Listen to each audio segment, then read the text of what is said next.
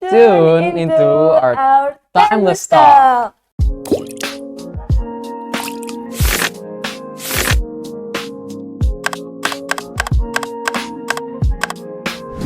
Halo Hai semuanya, Sahabat. eh saya Danis dari Divisi Bahasa OSIS Dan saya Sanda dari MPK Komisi C. dan kita kembali lagi di episode pertama Sakes di tahun 2025. Pada kesempatan yang sangat berbahagia ini, kita mengundang Ibu Lucia dan Bapak Gatot sebagai selaku narasumber. Ya. Baik, sebelum kita memulai perbincangan yang sangat menarik ini, izinkan kita untuk membacakan biodata dari kedua narasumber kita pada Saka Podcast hari ini. Yang pertama adalah Ibu Lucia Wirastuti Kindarsih, SPD MACC, selaku Kepala SMA Negeri 1 Kalasan, yang memiliki pengalaman luas di bidang bahasa Inggris. Nah, pada tahun 1987, Ibu Lucia lulus D3, jurusan Pendidikan Bahasa dan Sastra Inggris, IKIP Sanata Dharma, Yogyakarta. Pada tahun 1998, Ibu Lucia lulus S1 Pendidikan Bahasa dan Sastra Inggris, Universitas Terbuka. Pada tahun 2008, Ibu Lucia lulus S2 Akuntansi Pemerintahan, Universitas Gadjah Mada, Yogyakarta. Selanjutnya, mari kita simak perjalanan karir dari Ibu Lucia. Pada tahun 1988 sampai 1989, beliau mengajar di SMA Saint Carolus, Bengkulu. Lalu, pada tahun 1989 sampai tahun 2000, Ibu Lucia mengajar di SMA PGRI Bengkulu. Selanjutnya, pada tahun 1989 sampai 1991, beliau mengajar di SMA Negeri 4 Bengkulu. Kemudian, pada tahun 1995 sampai tahun 1997, beliau mengajar di SMA Negeri 5 Bengkulu. Kemudian, pada tahun 2000 sampai tahun 2004, Ibu Lucia mengajar di SMA Negeri 2 Bengkulu. Lalu pada tahun 2004 sampai 2020, beliau mengajar di SMA Negeri 9 Yogyakarta. Kemudian pada tahun 2016 sampai 2020, beliau menjadi Wakil Kepala Bidang Kehumasan. Kemudian pada tahun 2020 sampai 2024, Ibu Lucia menjabat sebagai Kepala Sekolah di SMA Negeri 2 Yogyakarta. Kemudian pada tahun 2024 sampai sekarang, Ibu Lucia menjabat sebagai Kepala Sekolah di SMA Negeri 1 Kalasan. Nah, dalam 10 tahun terakhir ini, Ibu Lucia juga telah menerbitkan beberapa karya yang sangat wow nih teman-teman. Salah satunya adalah buku siswa bahasa Inggris Kelompok Peminatan Ilmu-Ilmu Bahasa dan Budaya untuk SMA atau MA kelas 10 tahun 2021.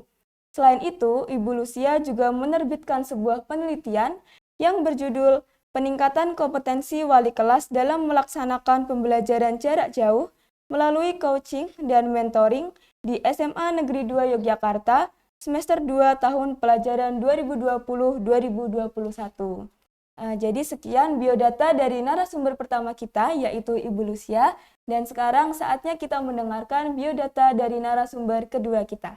Nah, Bapak Haji Gatot Tugijo, benar Bapak? SPD, ya. Bapak Gatot ini seorang veteran ya di dalam dunia pendidikan yang memulai karirnya pada tahun 1973 sampai 75 di SMP Karangmojo Gunung Kidul.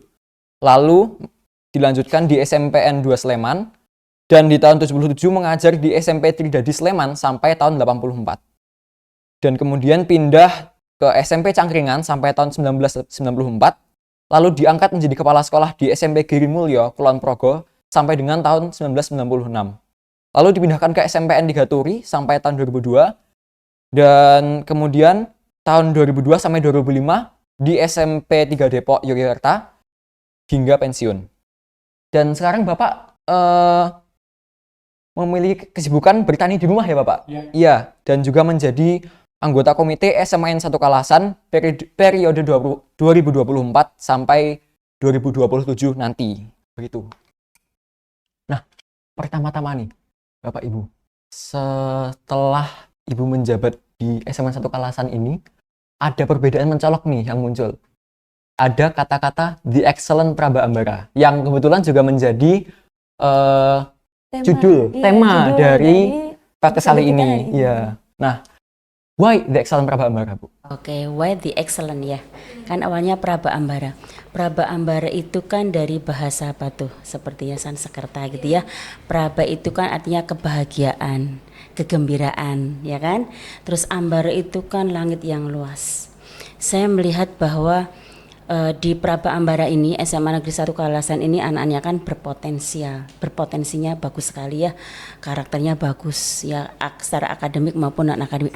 Ya, saya ingin menambahkan bahwa dengan setiap kali mengucap itu kan sebuah doa, sehingga doa ibu, harapan ibu bahwa Saka ini semua siswa-siswa yang ada di SMA Negeri 1 Kalasan itu menjadi the excellent. Pasti tahu excellent artinya kan apa, di atasnya good kan ya.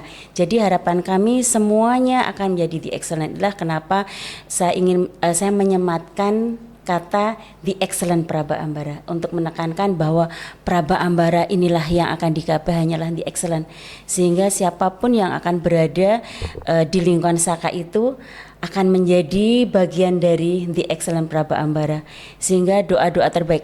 Mengapa? Karena setiap kata-kata yang kita ucapkan itulah sebuah doa. Ketika kita menyampaikan, mengatakan the excellent, yang tertanam itu kan akan secara tidak langsung akan di alam bawah sadar kita. Kita menyampaikan the excellent terus. Itu insya Allah yang akan kita terima, akan kita peroleh untuk anak-anakku semua hanya sebuah kebaikan, ya kan? Yang baik sekali, the excellence, yang paling baik gitu ya, paling baik. Dan tentu saja dari Praba Ambara itu sendiri, ya kan? Jadi itulah doa terbaik ibu khususnya ya, maksudnya untuk semua warga, khususnya anak-anakku semua yang ada di Saka ini. Benar itu. Ya, Omongan adalah doa. Iya benar, omongan adalah doa. Nah, terus kita lanjut ini ke visinya. Gimana coba?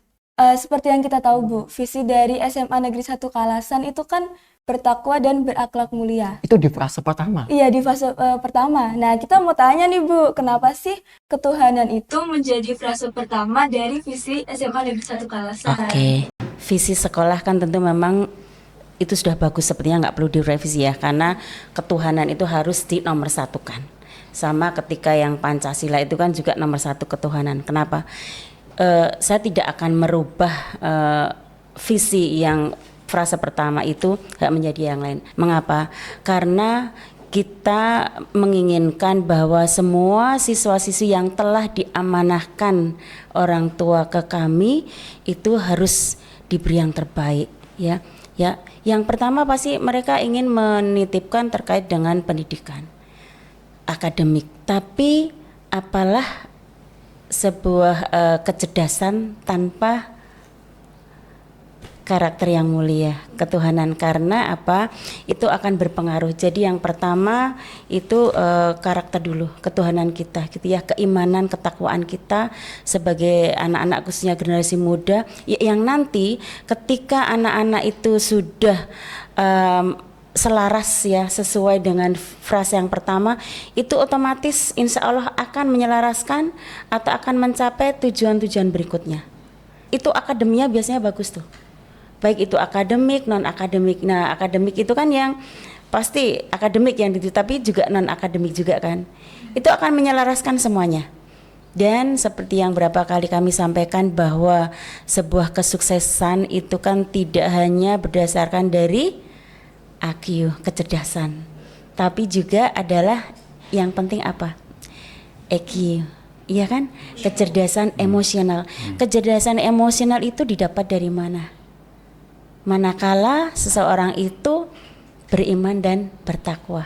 Jadi beriman, bertakwa atau yang pertama ketuhanan itu harus ditempatkan nomor 1 di urutan pertama, tidak bisa tidak. Itu seperti ya wajib gitu ya. Karena nanti akan selaras dengan yang lainnya, ya kan? Tapi kalau kita utamakan kecerdasan dulu atau akademik dulu, nah itu terbalik, ya kan? Tapi kalau ketika orang sudah bertakwa, beriman tawa itu akan selaras tuh, mempengaruhi tingkah laku, tindak kepribadian si anak itu, ya kan? Nah, ketika anak itu beriman, bertakwa itu sudah otomatis pasti akademik dan non akademiknya bagus juga itu, insya Allah seperti itu. Lalu kita akan agak sedikit membedah nih dari boleh. Nah, lalu ada berwawasan lingkungan.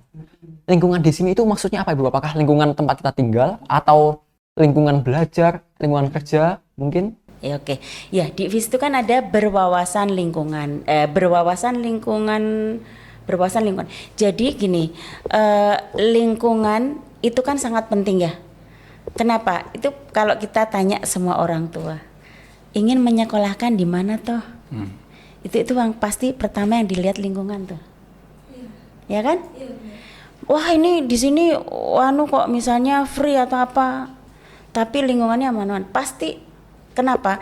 Karena setiap anak itu akan dipengaruhi oleh lingkungan keluarga, sekolah pasti itu kan, dan masyarakat. Sehingga ketika orang tua menitipkan, menyekolahkan, mempercayakan, pasti di lingkungan yang tepat, di lingkungan yang baik. Nah, berwawasan lingkungan di sini kita akan menyelaraskan dengan kondisi yang sekolah. Pertama yang kasat mata tuh, ya kan, yaitu apa?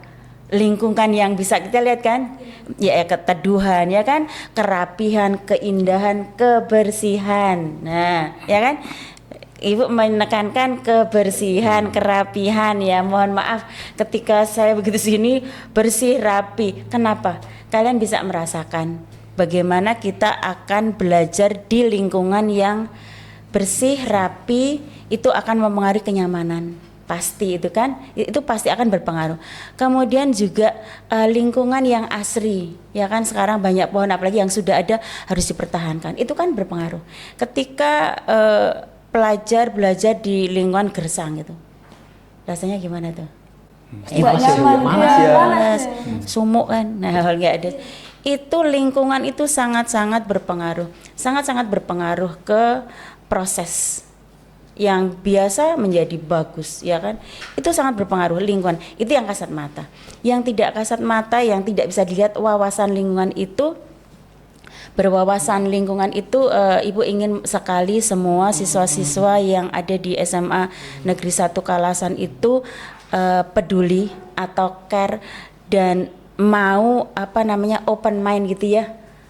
Itu untuk berkolaborasi dengan lingkungan sekitarnya, ya.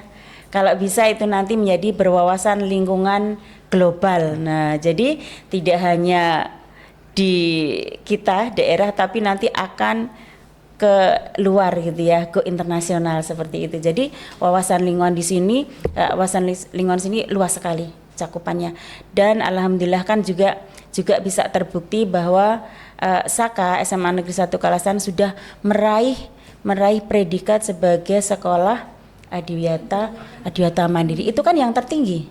Pertama kan adiwiyata tingkat kota, terus tingkat provinsi, baru tingkat nasional, terakhir tingkat mandiri. Mau ke internasional satu lagi, yaitu adiwiyata ASEAN. Tapi semua harus dalam bahasa Inggris tuh. Salah satunya. Tapi untuk tingkat di Indonesia mandiri itu yang paling tertinggi, dan alhamdulillah kan kemarin kita juga sudah mendapat predikat yang terbaik untuk angkatan kemarin gitu ya.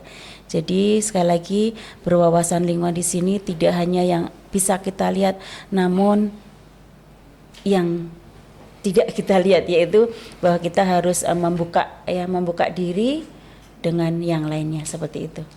Insya Allah akan go internasional gitu. Nah, selanjutnya nih ada pertanyaan untuk Pak Gatot. Ini kan setelah bertahun-tahun nih berkecimpung di dunia pendidikan, apakah ada tindakan-tindakan kecil, kalau makan kita bilang hal-hal kecil yang mempengaruhi gimana supaya kita mempunyai lingkungan belajar yang nyaman lalu mendukung gitu, Pak?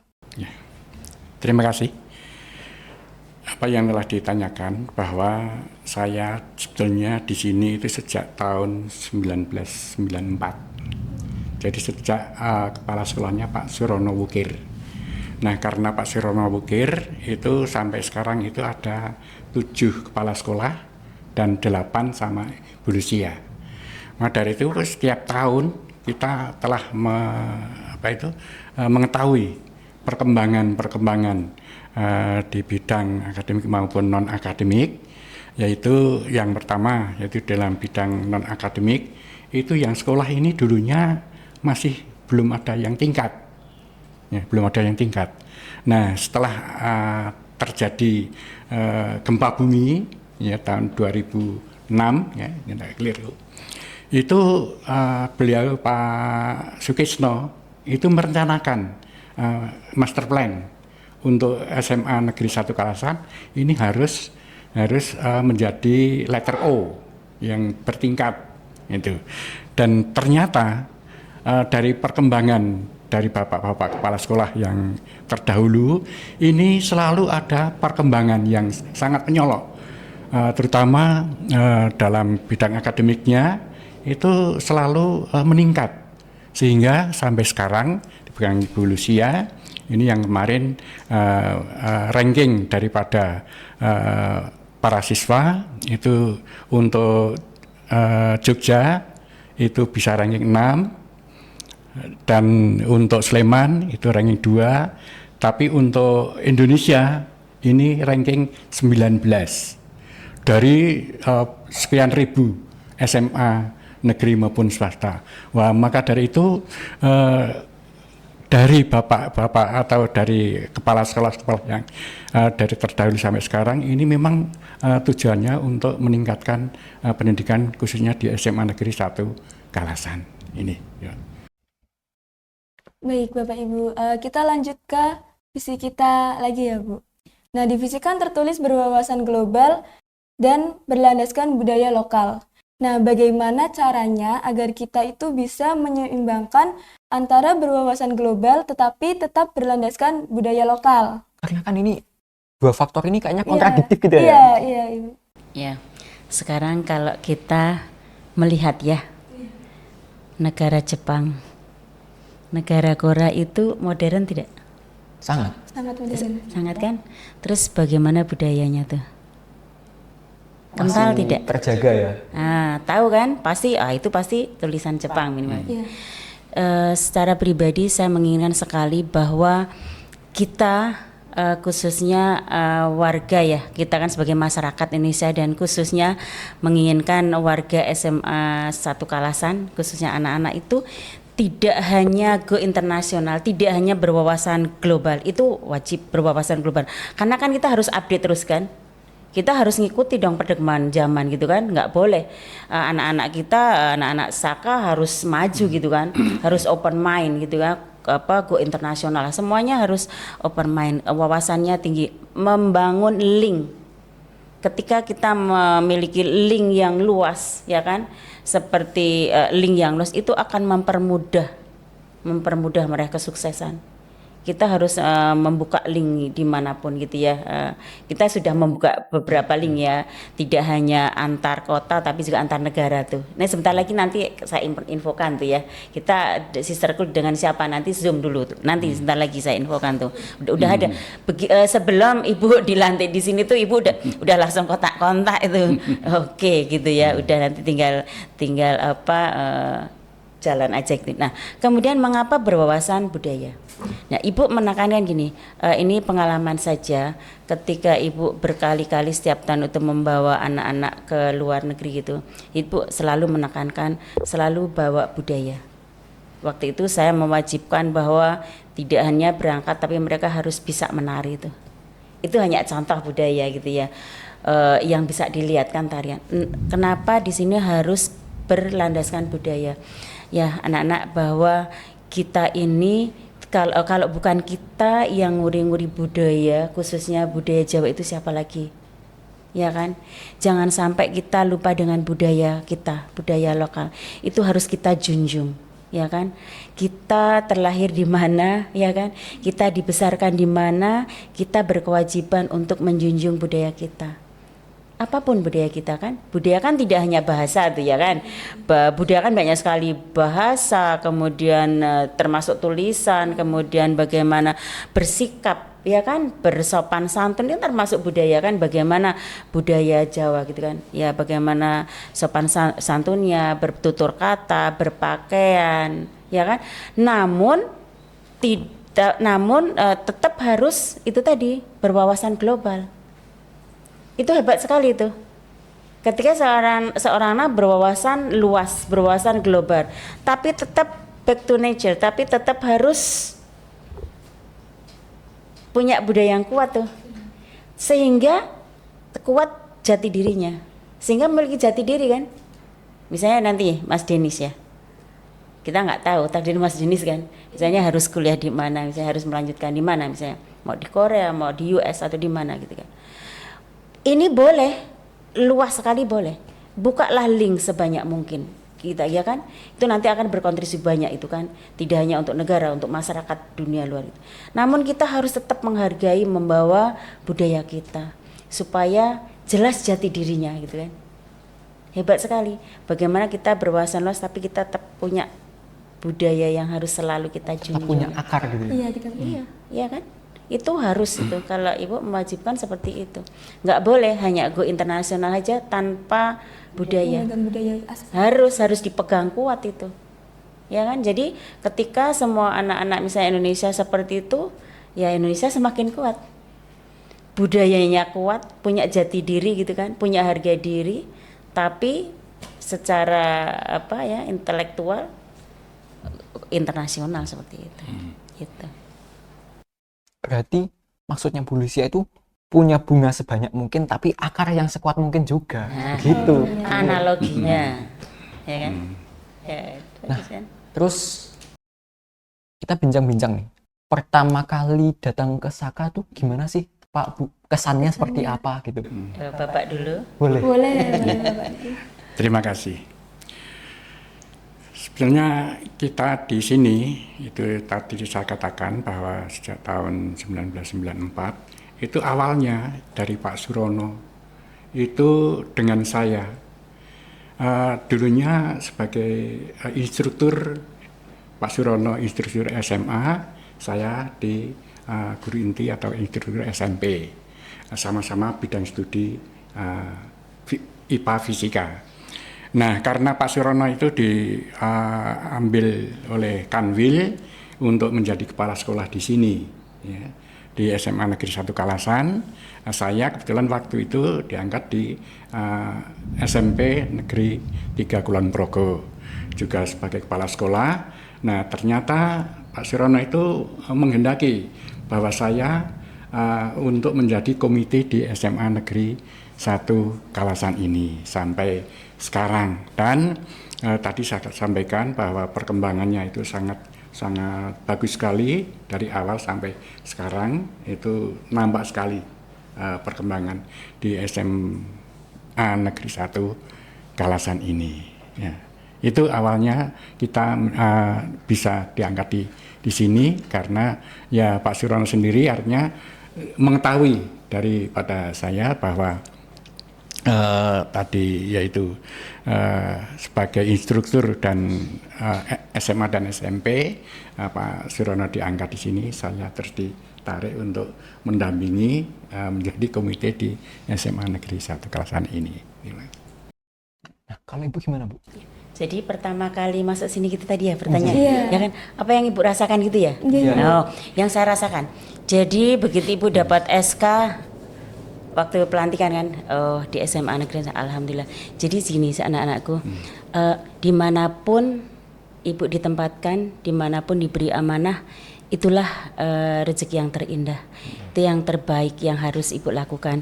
Jadi ketika memasuki SMA Negeri 1 Kalasan, pasti ucapan alhamdulillah ya.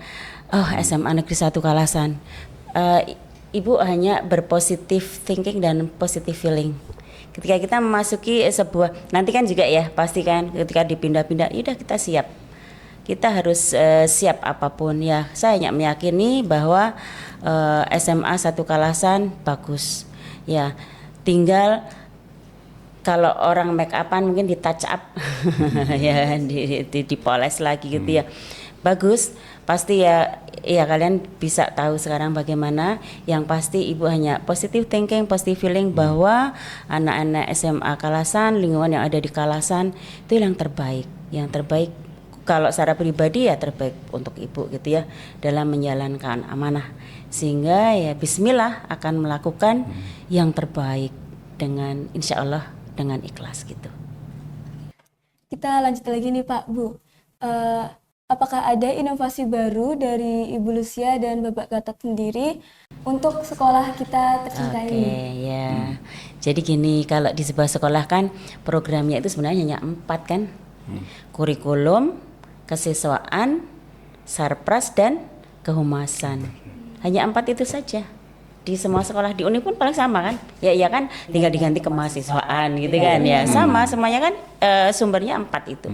Nah sekarang kalau di bidang kurikulum ya, di kurikulum pertama Ibu kan Agustus hampir PTS tuh, ya kan, PTS karena setelah pandemi ya Pak ya, itu kan semua kan online gitu kan, online gitu ya, online gitu, online oke ya, online pasti ada semuanya ada plus minusnya karena udah terbiasa kan sekian tahun belajar di rumah online, sehingga sangat ada masukan ya banyak nyontek segala macam. Nah udah saya putuskan sekarang bentuknya esai saja.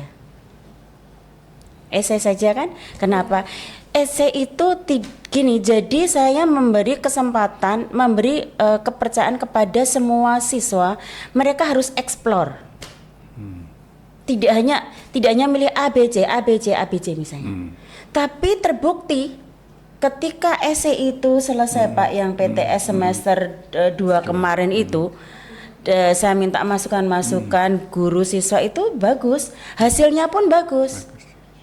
Semua yang ditulis semua siswa itu pasti dihargai oleh guru kan, dan itu kelihatan sekali. Jadi ingin mengukur sampai di mana pemahaman si anak itu dalam materi tertentu itu tujuannya, tidak mempersulit.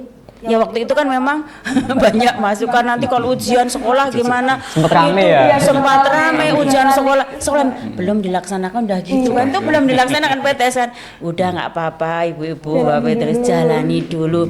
Nyatanya beda kan di luar dugaan. Pas semesteran akhir semester diganti online. Apa semua malah buku nggak esai lagi gitu ya.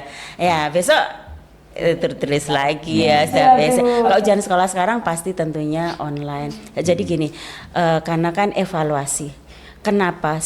Secara pribadi saya menginginkan semua siswa yang ada di SMA 1 Kalasan itu menjadi pribadi yang unggul. Salah satunya menomorsatukan kejujuran. Apalah nilai 10 ketika diperoleh dengan mencontek, ya kan? Ya kan? Yang penting jujur. Kenapa? Kalau diawali kejujuran nanti sampai kapanpun insya Allah akan menjadi jujur. Tantangan kalian nanti ke depannya semakin tidak mudah tuh. Tapi ketika sudah mengakar dalam diri kita sebuah kejujuran, itu jauh lebih bagus. Pasti selamat. Insya Allah dunia akhirat itu, ya kan? Nah itu kejujuran ya. Karena kan kalau online tuh bawa HP 2, yang satu untuk ngerjakan, yang satu itu banyak asal di mana-mana gitu kan. Lagi esai aja ketahuan yang nyontek tuh kan. Nah, itu Pak, saya sampaikan ke semua Bapak Ibu, kita tidak akan menghakimi anak-anak, hanya memberi pelajaran saja bahwa sekali ketahuan nyontek orang tua diundang. Ketika kami ngundang orang tua itu ya, orang tua tuh nggak ada yang marah. Kebalikan, mereka berterima kasih tuh. Ada dosen UPN itu, belum pernah Bu sekolah yang seperti ini. Sekali nyontek diundang orang tua itu kan. Mereka senang sekali. Ada yang tidak mengira anaknya, oh di rumah gitu ternyata nyontek, udah setiap hari nyontek di sekolah ternyata. Nggak tahu kan. Tapi saya jangan dimarahi ya Bapak Ibu putra-putranya. Saya pesan nggak usah dimarahi. Nggak apa-apa, ini pembelajaran, ini sebagai proses itu yang di kurikulum gitu kan. Nah maksudnya yang inovasi gitu ya, salah satunya aja. Kemudian tes TOEFL sama TPA. Ya haruslah itu tes TOEFL untuk mengukur kan sejauh mana pemahaman bahasa, karena global. bahasa Inggris kan perlu, ya kan? Harus itu kan, harus itu.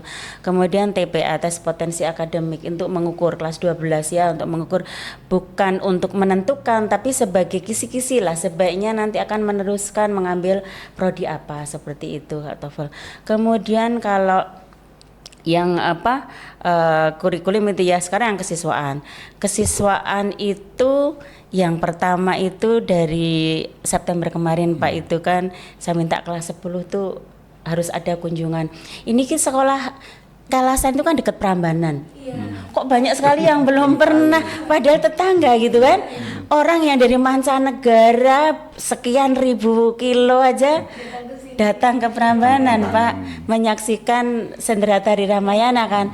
Ini kok guru-gurunya juga lebih banyak yang belum, anak-anaknya apalagi nih. Ini harus saya bilang diproses caranya gini gitu. Alhamdulillah kan bisa gitu. Kemudian dalam waktu yang bersamaan, dalam minggu yang bersamaan itu apa? Kelas 11 saya izinkan outdoor study. Mengapa belajar itu tidak harus di kelas? Pasti akan mendapatkan banyak ilmu di luar yang kelas 11. Kelas 12 saya mengizinkan untuk mengikuti achievement motivation training di luar, ya kan, waktu itu sama kunjungan UNI juga. Kemudian kesiswaan nanti ada live in. Ini satu yang baru tuh. Insya Allah nanti tanggal 15, 16, 17 di Ponjong, di desa Ponjong itu perbatasan DIY dan Jawa Tengah itu. Itu nanti di sana anak-anak tuh selama 3 hari tidak boleh membawa HP. Nah, tuh kan. Tuh itu, nah itu evaluasi karena orang tua yang pernah dulu itu senangnya luar biasa. Itu kalau 3 hari pasti mereka, saya yakin kurang itu. Benar, itu tidak membawa HP. Nanti yang boleh hanya ketuanya aja yang boleh untuk komunikasi itu. Kegiatan luar biasa itu live in ya. Kemudian kalau kesiswaan pasti ya semua event-event saya hanya sharing saja, nggak ngajari, hanya sharing saja ke semua yang membuat proposal. Inilah sebaiknya membuat proposal seperti ini, bagaimana misalnya ngundang gestar atau yang lain supaya lebih well organized ya, well managed, sehingga semua yang akan kita lakukan tuh well planned. Kemudian yang telah kita lakukan adalah bisa dipertanggungjawabkan, ya kan? Bagus bagaimana menentukan biaya dan sebagainya. Nah, saya hanya sharing-sharing saja seperti itu, event-event. Kemudian apalagi yang kalau kesiswaan tuh sepertinya banyak ya. Kemudian ini kemarin juga waktu kegiatan keagamaan tuh saya ngundang dompet duafa tuh. Itu sebenarnya bagus toh itu, tidak harus seharian tapi itu luar biasa ya, sepertinya nanti menyesuaikannya dengan agama masing-masing tuh dengan dompet duafa gitu ya. Kemudian apalagi ya, ini mohon maaf ya untuk yang kelas 10, manakala saya tidak mengizinkan untuk mengendarai sepeda motor dan parkir di sekolah. Saya sampaikan Tuhan, jangan, saya bilang gitu. Terus gimana Bu Tuti? Iya, saya nggak tahu, itu menjadi tanggung jawab orang tua. Namun yang siswa kelas 10 naik motor ya silahkan ya, tapi tidak diizinkan untuk parkir di sekolah. Karena yang kelas 11, 12 pun saya minta dibuatkan barcode. Gimana Bu? Bikin barcode yang warnanya lain. Terserah mau di kelas 10 warna apa, kelas 12 warna apa, itu silahkan. Tidak apa-apa, saya hanya menjaga mereka saja. Karena memang peraturannya sebelum 17 tahun itu memang tidak boleh. Kita hanya mengikuti peraturan ya sebagai warga negara. Namun ketika sama sekali tidak bisa dihindari harus membawa motor, silahkan. Namun ya mohon maaf bahwa sekolah tidak mengizinkan untuk parkir. Untuk ketertiban semua saja. Dan itu sebenarnya bentuk sayang kami saja. Jangan dimaknai ini peraturannya saklek atau apa tuh, enggak ya. Terus pernah juga tuh program ini. Sebelum ada MBG itu saya menerapkan apa? Sarapan bersama, Pak. Sarapan bergizi itu sepertinya rasanya gimana? Enak enggak ya? Yang MBG? Bukan. Yang sarapan bergizi bawa itu kan senang. Nah itu senang kan. Nah itu menanamkan bahwa memang mengawali, kecuali yang puasa ya, itu sarapan dulu. Kemudian SKJ, senam kesegaran jasmani, itu nanti setelah Idul Fitri lah ada lagi gitu pasti. Karena harus, kalau bisa memang sebanyak mungkin, karena memang harus menjaga kesehatan gitu ya. Kemudian satu ini yang sekarang sedang dilaksanakan ketika anak-anak kelas 12 ujian sekolah, yaitu apa tuh? Kelas 10 11 kalian? Ini social worker. Itu. Saya minta sekarang gini. Kan kelas 10 11 itu tidak diizinkan ke sekolah ketika kelas 12 usek. Iya enggak, jangan sampai mereka tuh do nothing gitu ya. Kan apalagi kebetulan pas bulan Ramadan. Kita beri kesempatan yang luar biasa dan ini terbukti ya, semua siswa kelas 10 11 kan kelas 10 11 kan antusias dalam menjalankan social worker. Itu luar biasa, nanti bisa mereka rasakan bagaimana perubahan dalam dirinya setelah melaksanakan social worker. Saya sampaikan ketika nanti saya sudah tidak di sini, pensiun, dievaluasi ketika social worker itu dirasa bagus, silahkan dilanjutkan seperti itu yang kesiswaan. Kemudian yang kehumasan itu ya itu sudah sister school, saya sudah menjalin sister school gitu ya. Kemudian link luar negeri banyak di excellent tadi ya. Kemudian ada lagi itu apa? Parenting. Nah, parenting belum pernah kan? Saya menginginkan ya harus ada parenting gitu ya. Jadi kita tidak hanya mendampingi anak-anak, maksudnya supaya apa? Supaya siswa dan orang tua tuh sevisi, sejalan, sehingga tidak info-infonya tuh sama gitu ya. Terus bagaimana, kan tidak mudah sekarang mempunyai anak sekarang dengan dulu, orang tua dulu. Dan itu dirasakan orang tua kalian. Ya benar, kami mengundang narasumber yang kompeten lah ya, yang tingkat nasional, ada yang tingkat provinsi ada. Jadi parenting waktu itu kelas 11 dan 10 pernah, 12 pernah, dan juga saya mengadakan juga sosialisasi program itu Pak, ya kan.